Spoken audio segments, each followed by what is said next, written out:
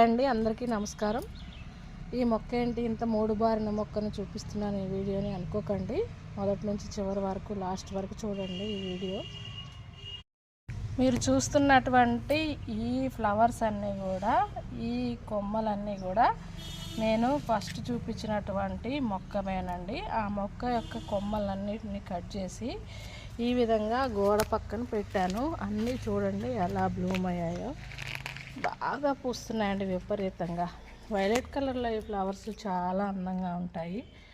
చూడడానికి రెండు కళ్ళు సరిపోవండి.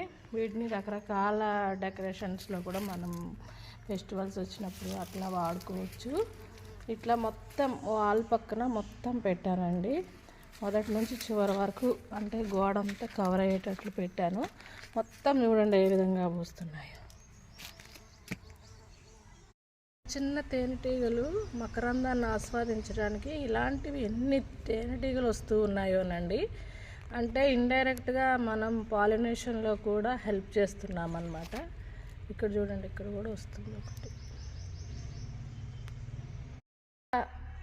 అట్లా చిన్న మొక్కలు ఉన్నప్పుడు స్థలం ఉంటే వాటి కొమ్మల్ని ఈ విధంగా స్ప్రెడ్ చేసి నాటుకుంటారని ఈ వీడియో మీకు ఉపయోగకరంగా ఉంటుందని వీడియో తీస్తున్నానండి.